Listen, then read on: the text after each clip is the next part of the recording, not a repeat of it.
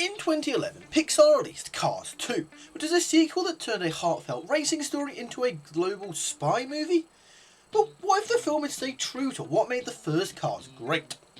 In 2006, the wonderful folks at Pixar Animation Studios brought us a joyous romp about an arrogant, egotistical car called Lightning McQueen Ka-chow! Who learned to slow down and enjoy life a bit more, and know that there are more important things in life than winning. It was really good, and I'd say a little weaker than the efforts from Pixar at the time, but still very, very enjoyable. Then in 2011, Pixar attempted their third attempt at a sequel, and their first outside of the Toy Story franchise. This one did not go as well as the Toy Story sequels had gone. Cars 2 is possibly the first film I remember watching where I was genuinely distraught over what they'd done to the characters who I liked from the first Cars film. It was so disappointing, even to little 7-year-old me. But what if it wasn't? What if it was actually good? Well, welcome to Popcorn Programming. Here is my attempt at rewriting Cars 2 so it's actually good, hopefully. Pop! Before we write it though, we need to understand kind of what went wrong with the original Cars 2, so let's have a quick recap of what we actually got. After becoming a racing legend in Radiator Springs, Lightning McQueen is invited to compete in the World Grand Prix, which is an international racing tournament designed to promote a new alternative fuel called Alanon. Lightning travels around the world to races in Japan, in Italy and in the UK, and brings along his best friend Mater along for the trip, and we do get some interesting new characters because of this. But while Lightning focuses on the racing, Mater accidentally gets mistaken for an American spy and becomes tangled in a secret mission with British agents Finn McMissile and Holly Shiftwell. Together they uncover a conspiracy involving a group of older, poorly designed cars known as Lemons. The villains plan to sabotage the World Grand Prix by secretly causing the Alanon fuel to explode, making alternative fuel look dangerous so they can profit from selling traditional oil. After a chaotic series of chases and spy missions across the globe though, the villains are exposed in London. Mater ends up saving the day, Lightning learns to appreciate his friend, and the race itself is ultimately abandoned. The movie ends with Mater being offered a chance to become an official spy, however he chooses to return home to Radiator Springs with Lightning instead. So, there is some good stuff in here, like the World Grand Prix stuff's all quite interesting, and it's pretty good for a Cars movie, because that stuff is things I could understand why a car would actually care about. Like how in the first one, Doc spends the film teaching Lightning how to drift, which again is a thing a car might care about. My issues with Cars 2 are twofold mainly.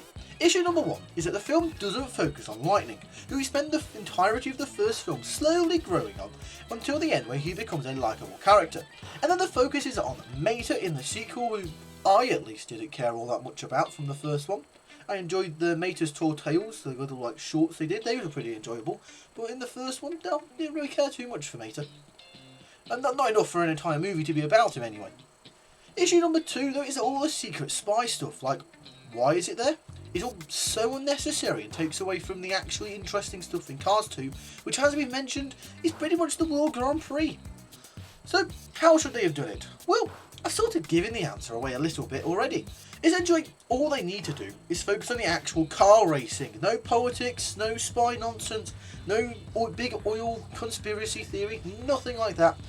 We will begin by focusing on the Grand Prix. So the general premise of the film is going to be similar to the real film, in that Lightning has been invited to compete at the Global Grand Prix, which is a very prestigious cup that consists of 5 races that get hotly contested between some of the greatest racers across the globe. The 5 races are Tokyo, Melbourne, Rio, Porto Rosso in Italy and London. So we begin with the first race in Tokyo, and this is where we meet our band of merry racers. We have Francesco Bernoulli from Italy, Lewis Hamilton racing as a British car version of Lewis Hamilton, Jeff Gorvet of the USA, Max Schnell from Germany, Raoul Carul of France, Carlo Veloso from Brazil, Shuta Dorocki from Japan, Nigel Gearsley of Britain, Miguel Camino of Spain, Rip Kludkanowski of the Ivory Coast, and Lightning McQueen as our racers. Those are all some amazing car puns. I took those from the actual Pixar kind of wiki page that listed out all the different races. So those are the names they actually came up with, and those are all some great puns. So across the races, there's going to be point systems. There are 11 races, so first place is going to get 11 points, second will get 10 points, continuing all the way down until the car in last place gets 1 point. The racer with the most points at the end of the entire Grand Prix series wins. Simples. Okay, so our first race is a very tight contest in Tokyo, closely contested between our big four of Lightning, Francesco, Lewis and Max. Now, you may be able to see what my plan is here. We have 5 races, 4 main races. That's right, they are all going to win one of each of the first 4 races, which will play out as so. So the first one in Tokyo is going to be a Lewis win, followed by Max, followed by Francesco, followed by Lightning. Then in Melbourne, we're going to have Max win, then Lewis, then Francesco, and then Lightning. Then in Rio is going to be Lightning winning, then Francesco in second, Lewis in third, and Max in fourth. And then in Porto Rosso is going to be Francesco winning, hometown hero, Lewis, Lightning, and Max. This leaves the standings after the first 4 races as follows. Lewis is going to be in first place on 40 points, Francesco is then in second on 39 points, Max is in third with 37, and Lightning is in fourth with 36. This is all very, very tight and still all to play for. However, in order for Lightning to win, he does need a few things to go in his way. He essentially in the last race just needs to make sure he wins and hope other things works out for him. So thus far, we haven't really mentioned any of the other characters who we quite liked from the first one, such as Mater, Sally and Doc. They've all been there, but they've just been trying to support Lightning on his journey. This is where we have Doc and Lightning have an emotional conversation, and this is where we're going to have Doc pass away. How a car dies, I'm not entirely sure on the specifics, but we can just demonstrate this on screen by having Doc close his eyes after the conversation and not opening them again. This death is going to motivate Lightning for our final race in London. It's an emotional day for Lightning, who has just lost his mentor but still wants to race in Doc's honour. So they race. We have a 10-lap shootout for the prize. The race begins and Lightning is finding himself quite mentally distracted, so currently sits in 6th place by the end of the 5th lap. He comes in for a tyre change and gets reminded of Doc's final words to him, which were, "No matter what, kid, I'm proud of you." Lightning then uses this as fuel and manages to, across the next 3 laps, get himself up to 3rd place, just behind Max and Francesco, and just ahead of Lewis, who is currently sat in 4th place. Bringing us into the final 2 laps, Lightning is pushing his car to its absolute limit. He is pushing and pushing, gaining and gaining on Max in first, Francesco in second, putting a bit of a gap between himself and Lewis. Francesco sees Lightning behind him and under pressure, spins out into a corner and ends up finding himself in 5th place, after Lewis, Carla and Lightning all overtake him. Lightning goes into the final lap needing to overtake Max to do what he could, but he still needs Lewis to spin out and drop down a few places, and also needs Max to drop down another position. That will basically mean that Lightning will have done all he can here, but it might not have been enough. Lightning manages to push his car during the final lap shootout between Lightning and Max, the people in 3rd and 4th place. So using some excellent drifting skills, Lightning manages to overtake Max to get the 5th place finish during the London Grand Prix.